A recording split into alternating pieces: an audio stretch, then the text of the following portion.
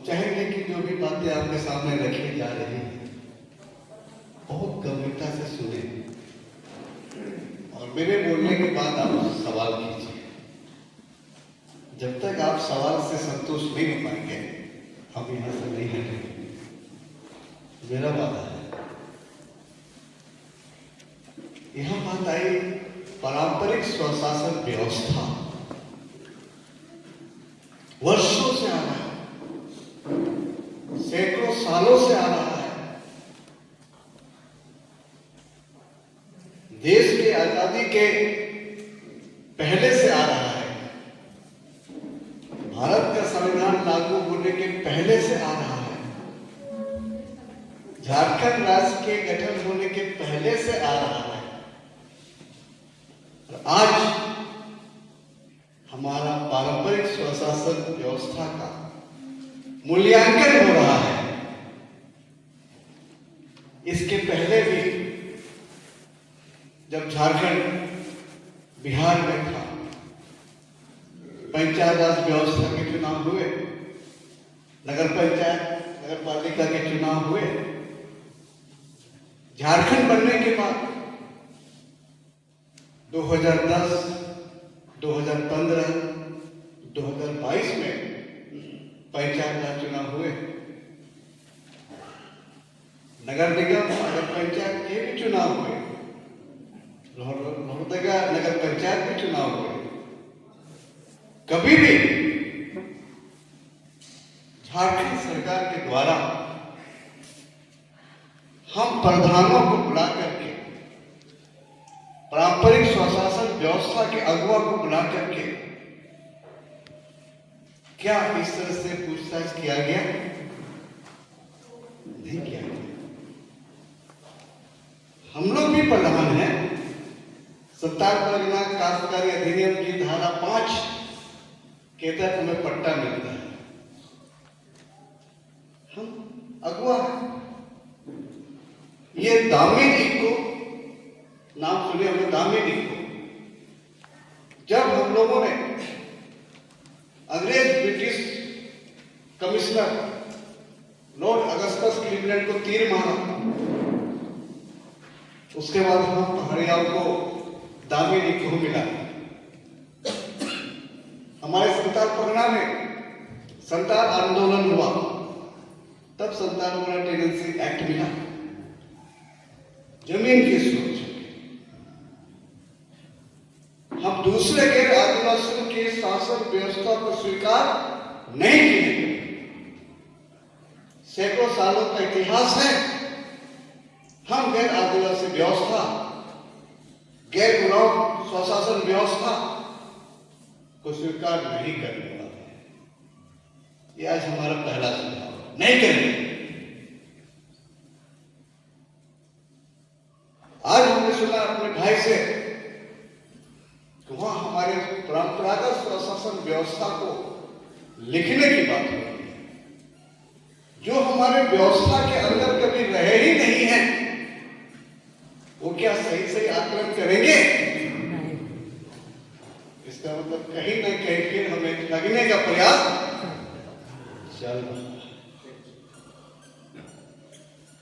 और हम ये समझ चुके हैं कि अनुसूचित क्षेत्रों में पंचायत राज व्यवस्था के लिए, नगर पालिका व्यवस्था के लिए माननीय संसद ने कोई नियमावली नहीं बनाया और बिना नियमावली के ही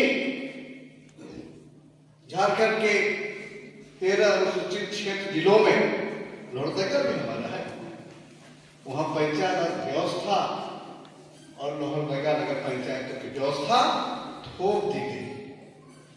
कारण क्या हुआ? हम अपने सेफ्टी एक्ट के जमीन से वंचित होते जा रहे हैं। यहां जो प्रज्ञाकेंद्र बना वो बाहरी लोगों के द्वारा चलाए जा रहे हैं और बाहरी लोगों को स्थानीयता का प्रमाण पत्र, निवास पत्र निवास प्रमाण पत्र, जाति प्रमाण पत्र, आय प्रमाण पत्र, आधार कार्ड, देख रहे हैं ना? इन्हीं प्रज्ञा केंद्र के द्वारा निर्गत किए जाते हैं, जो लोहरदगा नगर पंचायत के तहत कार्य कर रहे हैं। तो जब लोहरदगा नगर पंचायत स्वयं असंवैधानिक है, तो क्या उनके द्वारा निर्गत प्रमाण पत्र सही हो सकते हैं? तो ये बात क्यों नहीं आप उन लोगों को बताएंगे? आप स्वयं निर्णय लीजिए। एक गलत व्यवस्था ना करके हमारे युवाओं को, हमारे बेरोजगारों को, हमारी बच्चियों को, हमारी महिलाओं को लाभ से वंचित किया गया। और यही कारण है कि लोहरदगा वाली ट्रेन में हर जगह से हमारी महिला रांची पहुंचकर रोजगार की तलाश कर। दूसरी बात, हर गैर आदिवासी घर में हमारी बच्चियां काम करते मिलेंगी। हर होटल में, हर रेस्टोरेंट में हमारे बच्चे, हमारी बच्चियां दिखेगी। झूठा उठाते हैं। क्या हमारे पूर्व के लोगों के द्वारा हमारे दादा परदादी के परिवार में ऐसा होता था? महिला बेटियां हमारे घर की समान है, लेकिन वर्तमान प्रशासन व्यवस्था जो है अनुसूचित क्षेत्र का, वह व्यवस्था चरमरा गया है। इसलिए चरमराया कि माननीय संसद ने जो संसदीय अधिनियम बनाया एकीकृत बिहार के समय, उसका अनुपालन सही नहीं हुआ। स्पष्ट आगे देखिए, दो चीज हम लोगों ने जाना कि अनुसूचित क्षेत्रों में पंचायत राज व्यवस्था और नगर पालिकाओं की स्थापना पर संवैधानिक रोक है। आप पूछोगे कहां लिखा है, बताओ। दिमाग में चल रहा होगा ना? लिखा है अनुच्छेद 243(m)(1) यहां लिखा है कि पंचायतों के कोई भी प्रावधान अनुसूचित क्षेत्र में लागू नहीं होंगे। क्यों लिखा गया? ताकि हमारा जो पारंपरिक पढ़ा व्यवस्था उसको डिस्टरबेंस ना हो, वो डिस्टर्ब ना हो। आज हमारे बीच में पढ़ा व्यवस्था भी है, गांव में वहां मुखिया भी है, वार्ड सदस्य भी है, पंचायत समिति के प्रमुख भी है और जिला परिषद के अध्यक्ष भी है। सभी आदिवासी हैं। और हमारा जो कि दिगु व्यवस्था के साथ साथ हमारा पढ़ा व्यवस्था भी चल रहा है। तो दिगु व्यवस्था को जानते हैं ना, वो दूसरे जगह से उनको संसाधन मिलता है। संसाधन समझते हैं ना? रुपये, पैसे, दान, अनुदान, जो विकास की राशि हमारे पास आनी थी, गांव में पहुंचती थी, वो विकास की राशि इन पंचायत राज संस्थाओं के द्वारा हड़प की जा रही है। गांव में अमीरी बढ़ेगी, हमारे लिए आ रहा है। देखिए, जो दिगु व्यवस्था जो है, पंचायत व्यवस्था है, यहां तमाम संसाधन रुक जाए। आगे फिर बोलेगा, लोहरदगा नगर पंचायत है, उसके द्वारा हमारी जमीन बाहरियों के हाथ में चला जा रहा है। नक्शा कौन पास करता है? नगर पंचायत के विभाग अधिकारी पास करते हैं ना। तो ये जो दिगु व्यवस्था है और हमारा परंपरा पारंपरिक व्यवस्था है, दोनों में टकराव हो गया है। और हमारा जो पारंपरिक व्यवस्था है, उनके पास आय का स्रोत सीमित, क्या है, सीमित। वो उनसे आर्थिक टकराव में नहीं सक पा रहा है। वहां करोड़ों रुपए आते हैं हमारे नाम से, और हमारे हक की वो राशि अपने पास रख करके हमारे साथ अत्याचार करती है, अन्याय करती है। इसलिए हम लोगों ने कहा कि जब पंचायत राज व्यवस्था, नगर पालिका व्यवस्था के हो जाने से हमारा पढ़ा व्यवस्था भी कमजोर हो रहा है। जो हमारे शहीद वीर बुद्ध भगत का आदर्श है ना, तो क्या इस आदर्श को समान पंचायत राज व्यवस्था और नगर पंचायत को लेकर हम लोग खत्म होने देंगे? क्यों खत्म होने देंगे? नहीं होने देंगे। यही हमारे शहीदों की विचारधारा है ना, आदर्श है, खुशबू है, सम्मान है हमारा। इसे हम नहीं कर सकते।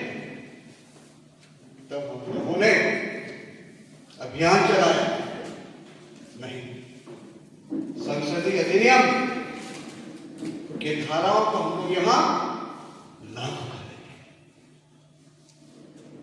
फिर हम लोग देखा क्या कारण है कि पूरे आदिवासियों की जो परंपरागत स्वशासन व्यवस्था है, चाहे किसी भी नाम से बोला जाए, वो कमजोर होती जा रही है, नष्ट होते जा रही है। बाहरी आबादी यहां मजबूत होते जा रही है। तब हम लोगों ने देखा कि संसदीय अधिनियम, जिसे इंग्लिश में कहते हैं, मैं कुछ भाइयों को बजट दे दिया, उसमें देखेंगे टाइटल है panchayat, the provisions of the panchayat extension to the civil area act. Vinod ji है ना, दूर से बोले ना, पढ़िए एक बार, क्या है टाइटल, गड़बड़ है, आप पढ़िए, केवल पी है, इसमें 2 बात की है, provision of the panchayat extension of to the schedule area act 1996। 2 बार पी है, तो हम एक पी बोलने से काम चलेगा? प्रोविजन मतलब पढ़ा क्या उसका हमारा, प्रोविजन मतलब इसी प्रावधान में ना हमारा पढ़ा व्यवस्था है, पारंपरिक स्वशासन व्यवस्था है, सेंट्री एक्ट है, हमारे शहीदों की विचारधारा छिपी हुई है, जल जंगल जमीन है, खनिज संपदा है, बॉक्साइट माइंस का हमारा डीएमएफटी का फंड है, जिससे हमारी गरीबी कमेगी। तो क्या ये प्रोविजंस को हम लोग खो देंगे? तो क्या हम लोग 2 बार पी नहीं बोलेंगे? क्या बोलेंगे ना? बोलेंगे। तो क्या 2 बार पी बोलना गुनाह है? नहीं। तो हक की बात है, संसद हमें दिया है, हम लोग अपने से लिखे हैं। तो जब 2 P provisions of the panchayat, इसी प्रोविजंस, 23 प्रोविजन से हमारा पारंपरिक स्वशासन व्यवस्था मजबूत होगा। 24 सालों में बहुत कमजोर हो गया है।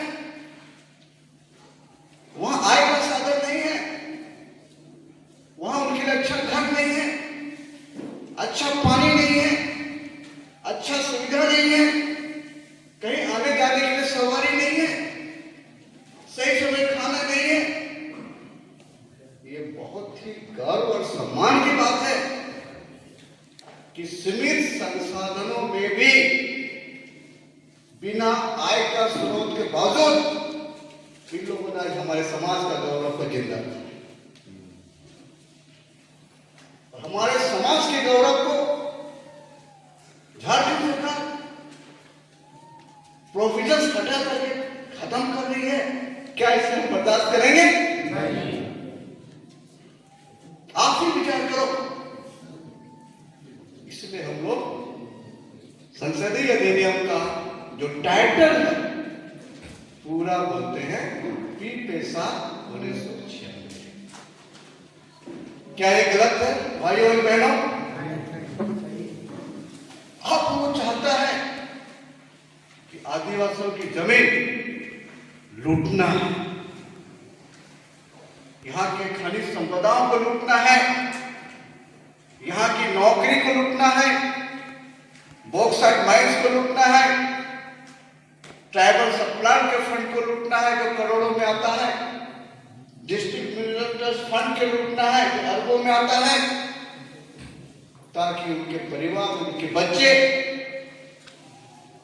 अमीरी अमीरी अमीरी की ओर बढ़ते रहे और हमारे समाज के बच्चे बच्चियां ऐसे गाय नौकरानी और रोजगार के रूप में दिल्ली मुंबई में खटते हैं। कैसे बर्दाश्त किया जाएगा? नहीं करना। क्यों हम लोगों ने नौकरी छोड़ा? क्या कमी थी हम लोग को? आप सब लोग पास ये पेपर है, इसमें भी है, देख लीजिए, हिंदी पेपर भी है, आप लोग देख सकते हैं। ठीक है, तो ये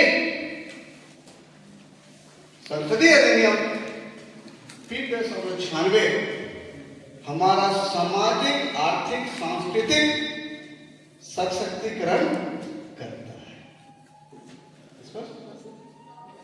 तो जब पी लिखेंगे हम लोग तो हमारा सामाजिक सशक्तिकरण होगा, इसमें पारंपरिक व्यवस्था है, हमारा आर्थिक सशक्तिकरण होगा, हमारे परिवार की स्थिति सुधरेगी। क्या 2500 में परिवार की स्थिति सुधरेगी? सुधर सकती है हमारी? नहीं। क्या हम 2500 के लायक हैं? सोचिए इस बात को।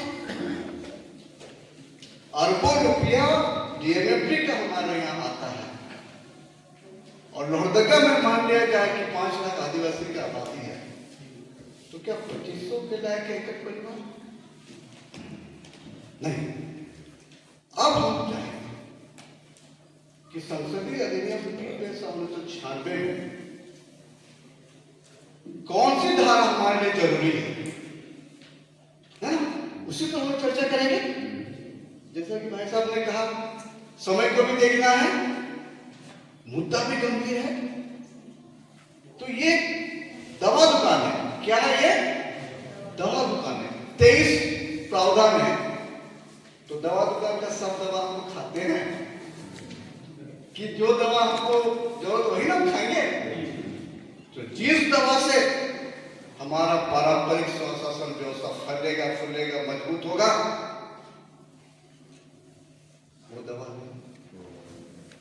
जिस दवा से हमारी बच्चियां, हमारी महिलाएं उन्नति की ओर बढ़ेगी, नौकरी की ओर बढ़ेगी, हमारे बेटे बेटियां डॉक्टर, इंजीनियर, IAS बनेगी, वो दवा कौन लाएंगे? हमारा ट्राइबल सप्लायर डीएमएफटी की राशि घर घर तक जाएगी, वो करेंगे हम लोग। बालू घाट की नीलामी हम लोग करेंगे, लीज का सेंक्शन हम लोग करेंगे, लाभुकों की पहचान हम लोग करेंगे, जंगल का जो लघु उत्पादन है हमारा मालिकाना हक होगा, हाट बाजार का नीलामी हम करेंगे, नशाबंदी का क्रय विक्रय हम लोग कानून बनाएंगे। तो क्या यही ना स्वशासन व्यवस्था है?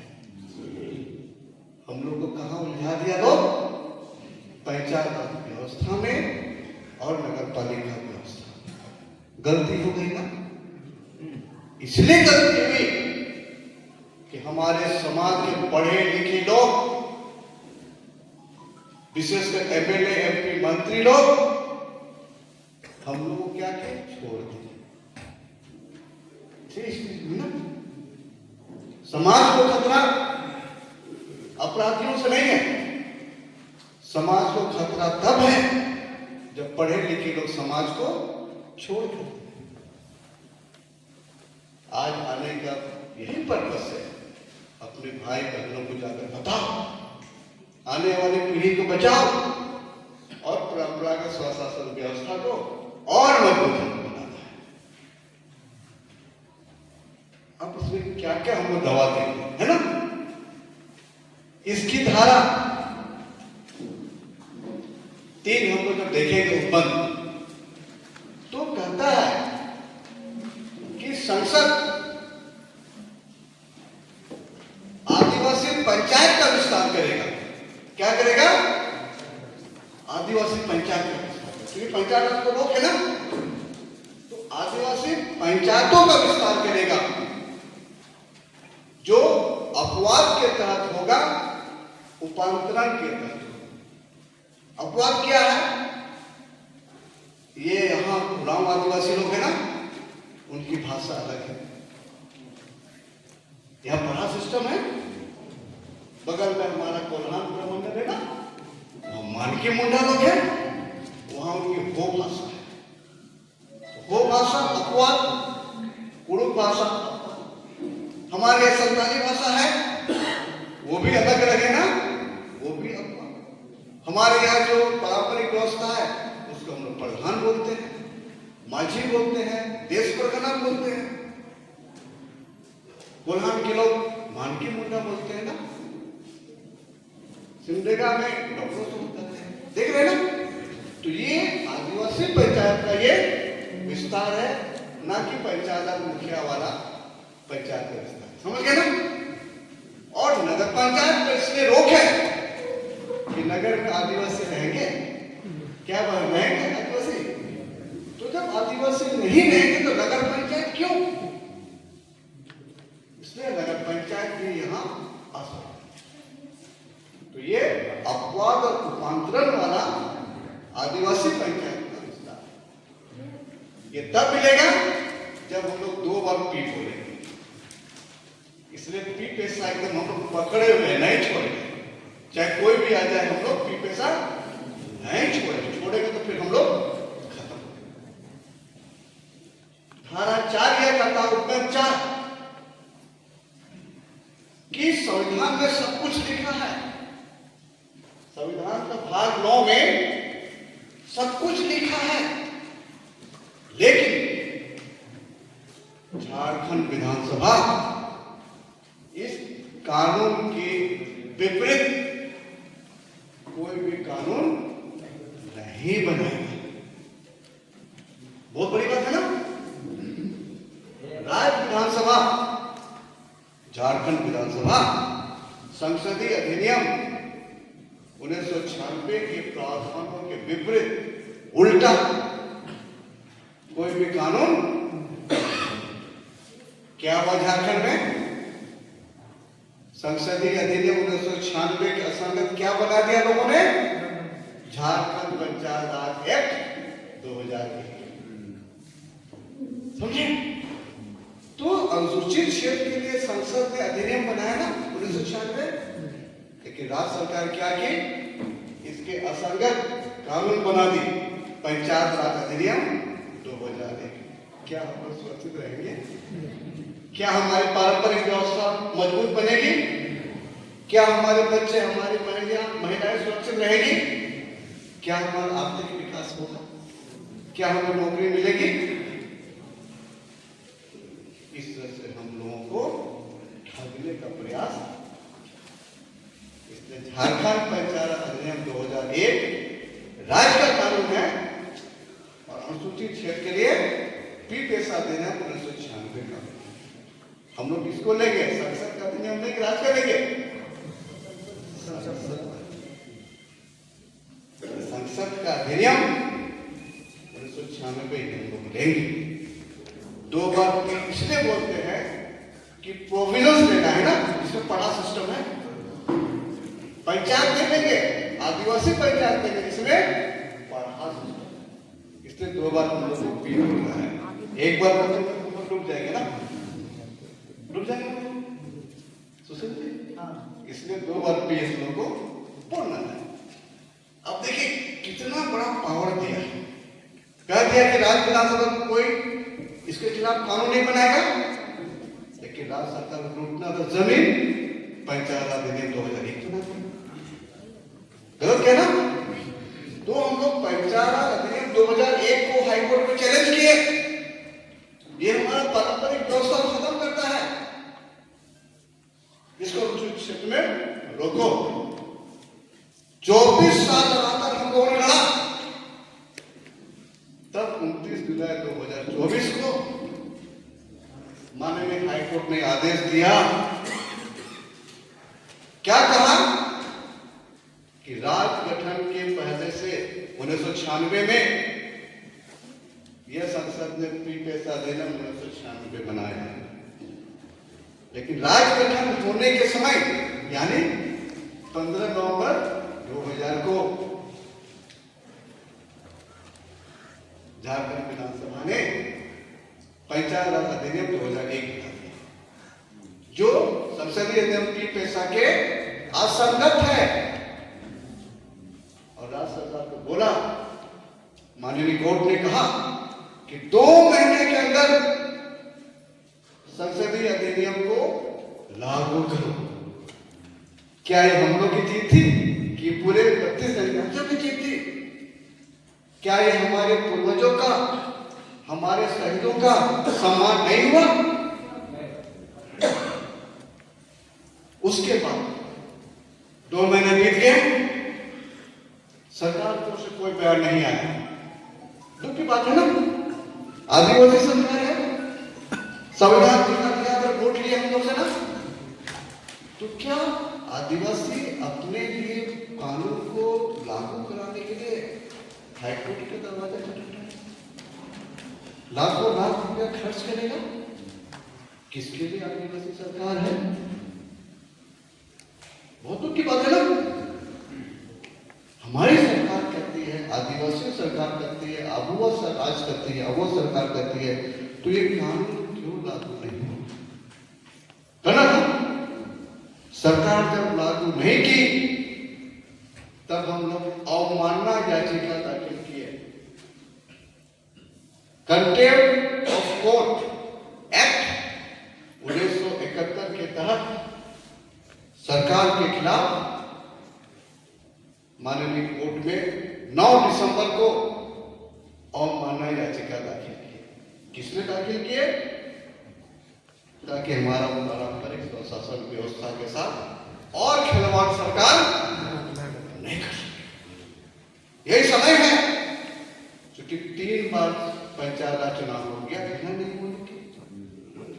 अभी नगर पंचायत के चुनाव करने जा रही सरकार अप्रैल में, तो लगा नगर पंचायत का चुनाव होगा तो फिर हमारी जमीन छीनी जाएगी, फिर पहाड़ी लोग को निवास प्रमाण पत्र देगा, जाति प्रमाण पत्र देगा, हमारे बच्चे बच्चियां रोजगार से वंचित हो जाएगी ना। तो नगर पंचायत का चुनाव कराने के लिए ही सरकार इतना आपादापी कर रही है, क्योंकि ग्राम पंचायत हो जाएगा तो नगर पंचायत हो जाएगा ना। सोचिए, चालाकी देखिए, आदिवासी सरकार की चालाकी देखिए, कैसे हमको आपको बच्चों को खत्म करने की साजिश कर रहा है। समझे विनोद जी?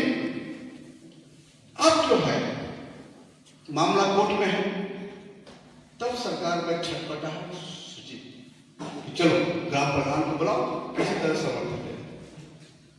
लेकिन ग्राम प्रधान लोग को समझा दिया गया है, वो हमारे पारंपरिक व्यवस्था के खिलाफ नहीं जाएंगे, हमारे शहीदों के खिलाफ नहीं जाएंगे, नहीं बिकेंगे वो। उनको समझा दिया गया है, जिस जमीन में हमारे पूर्वजों की हड्डी दबी है, खून मिला है, पसीना मिला है, अंग दबा है, उस जमीन हम गैर आदिवासियों को नहीं दे सकते। ठीक है? अब हमारा यह स्वशासन व्यवस्था कैसे चलेगा? एक व्यवस्था तो चल रहा है, यहां पर पी पैसा की धारा 4 ओ, धारा 4 ओ, इसमें लिखा है हिंदी वाले में, मैं बता रहा हूं आपको, हिंदी वाले में है 4 न मुठन्ना, हिंदी वाले में देखे ना, इसमें दिया है कि अनुसूचित क्षेत्रों में जिले के स्तर पर पंचायतों में प्रशासनिक व्यवस्था को बनाने के क्रम में संविधान के 6ठी अनुसूची के पैटर्न को फॉलो करेगी ना। दो तरह का पंचायत है, एक त्रिस्तरीय पंचायत और एक संविधान का 6ठी अनुसूची का। बहुतों को याद होगा कि 1998 में झारखंड एरिया ऑटोनोमस काउंसिल बना था, झारखंड स्वशासी जिला परिषद बना था, याद है ना ऐसा? वही है ना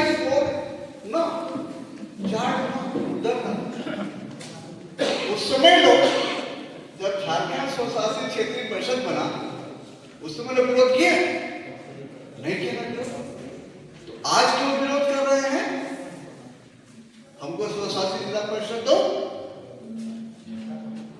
यहां से जो पैसा आएगा हम अपना पढ़ा व्यवस्था को देंगे, पढ़ा व्यवस्था शासन व्यवस्था चलाएगा, वहां भाषा लिखेगा, संस्कृति लिखेंगे, वो लोग रीति रिवाज लिखेंगे, बच्चों को सिखाएंगे, बच्चों को अपना संस्कृति सिखाएंगे, पूजा पद्धति सिखाएंगे। देख रहे हैं ना, क्योंकि उनका पैसा नहीं है। तो स्वशासी जिला परिषद, लोहरदगा जिला स्वशासी परिषद बनना है और इसी के अंदर में लोहरदगा नगर पंचायत भी विलय हो जाएगा। इसलिए पार्लियामेंट तो हमेशा कौन बनाया है? नहीं बनाया है। पी पैसा बनाया क्या? पार्लियामेंट पी पैसा बनाया? पैसा नहीं बनाया। तो जब म्युनिसिपैलिटी को, नगर पालिका को विस्तार नहीं किया है, इसका मतलब लोहरदगा और अनुसूचित क्षेत्र में नगर पंचायत असंवैधानिक है। ठीक है, तो जो लोहरदगा स्वशासी जिला परिषद बनाए जाएंगे उसी के अधीन लोहरदगा नगर पंचायत आ जाएंगे। तो क्या हम लोग भी चलाएंगे? तो क्या हम लोग अपनी जमीन को दूसरे जगह जाने देंगे? हम मजबूत हुए। और निचले स्तर पर मान लें कभी 7 ब्लॉक है, तो ध्यान से सुनिए, यहां पर 7 ब्लॉक है ना, तो कसम 7 लोग बेहद अपना पढ़ा व्यवस्था स्थापित कर सकते हैं ना। मान लिया आपको 3839 पढ़ा है, फिर संख्या एग्जाम्पल, आप उसको अपने रहने चले, कोई विरोध नहीं करेगा, कोई इंटरफेयर नहीं करेगा, समझे? तो 7 लोग आपके पास है ना, उसमें आप चले जाए, उसको आप अपना पढ़ा आदिवासी ग्राम सभा बोलिए, वो व्यवस्था अलग रखिए। जो पारंपरिक व्यवस्था है ना, उसको शुद्ध रूप में चलने दीजिए। वहां दूसरे संस्कृति के लोगों को, भाषा बोलने वाले को मत अलग दिए। पढ़ा व्यवस्था उड़ान होता है ना, उड़ान लोग उसको चलाएंगे। यहाँ जो स्वशासी जिला परिषद बनेंगे 51% तो उड़ान लोग रहेंगे ना, या दूसरे जनजाति भी है यहाँ, लेकिन कम से कम 51% आदिवासी रहेंगे। 70% आदिवासी हो सकते हैं, आबादी बहुत है ना, 80% आदिवासी हो सकते हैं, 20% में यहाँ मूलवासी तो है ना, जिला परिषद में भी मूलवासी है ना, समझे? नगर पंचायत में मूलवासी है ना। तो यहाँ जो स्वशासी जिला परिषद बनेगा, बहुत अधिक संख्या में आदिवासी रहेंगे, 15% मूलवासी को भी रखना है। वो कहाँ जाएगा? तो यही आपके साथ ये रहे ना। इस तरह से आपका जिला का प्रशासन हो गया। नीचे आप 7 लोग है ना, अपना पड़ाव व्यवस्था चलेगा, जहां जहां आपको जज रहा है, इसमें किसी दूसरे जिले का कोई इंटरफेयर नहीं है, कोई व्यवधान नहीं। आप आजाद हैं। लोहरदगा जिला को चलाने के लिए आप स्वयं ऑथराइज हैं। रांची जिला के लोग यहाँ नहीं आएगा, लातेहार का लोग नहीं आएगा, लातेहार में भी आप नहीं जाएंगे और लातेहार में रांची वाले भी नहीं आएंगे। शासन व्यवस्था जिले के अंदर ही रखा जा सकता है। ये व्यवस्था होगा अनुसूचित क्षेत्र का प्रशासन और नियंत्रण। स्पष्ट हो गया ना? पारंपरिक व्यवस्था अलग रखिए उसको। आप सवाल करेंगे इसमें हमसे, पारंपरिक स्वशासन व्यवस्था को शुद्ध रूप से फलने फूलने दीजिए। वहां के लोग केवल स्वशासित जिला परिषद में कुछ लोग आएंगे, जिसको आप अलाउ करेंगे वही ना आएंगे स्वशासित जिला परिषद में। और नीचे जो ग्राम सभा है आप अपने ढंग से बनाइए, अभी तो नियमावली लागू होगा ना, फिर उसके बाद निर्वाचन नियमावली बनेगा। मैडम कैसे पढ़ाव व्यवस्था से कौन कौन आएंगे वो तो अलग व्यवस्था आप लोग बनाएंगे ना। रांची में बैठ करके क्या सभी 32 जनजातियों का व्यवस्था को बनाएंगे? गंगा पार के लोग वो तो आप लोग बनाएंगे ना, आप लोग बनाएंगे वही पास होगा। कुरान वाले बना रहे हैं, हम लोग बना रहे हैं। आप पहले यहाँ ग्राम पंचायत और नगर पंचायत तो खत्म हो, ग्राम पंचायत और नगर पंचायत के साथ पढ़ाव व्यवस्था चलेगा नहीं। तो हमारी सरकार के लोग इतना हम लोग को बेवकूफ समझते हैं क्या बात? पढ़ाव व्यवस्था के साथ पंचायत राज भी दे दिया, नगर पंचायत भी दे दिया, तो सारा पैसा वही लोग घटक कर जाए।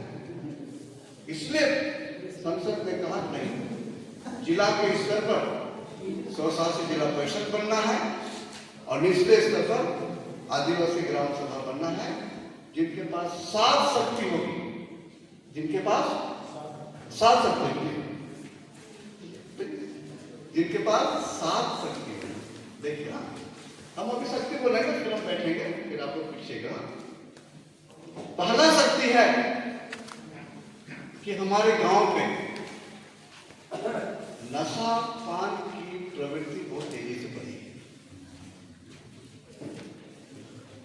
शराब का सेवन छोटे छोटे बच्चे लोग करते हैं, तेजी से मोटरसाइकिल चलाते हैं।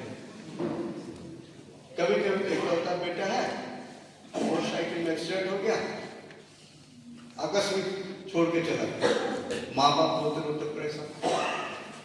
तो जहां जहां जो व्यक्ति है शराब ना, उस पर रोक लगाए, बहुत बड़ी चीज है ना। कम उम्र में हमारी बेटी लोग परिवार बिगड़ जाता है ना, उसको ग्राम सभा तय करेगा कहां कैसे बिकेगा, कौन बेचेगा।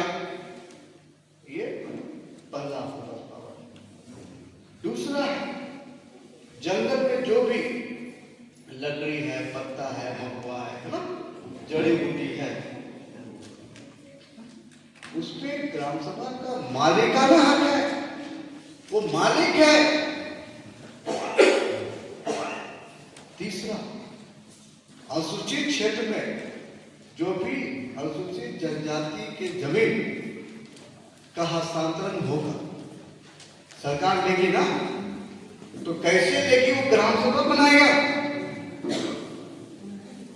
ऐसा नहीं है कि चिट्ठी निकाल दिया सीओ और जमीन चली गई, ऐसा नहीं होगा।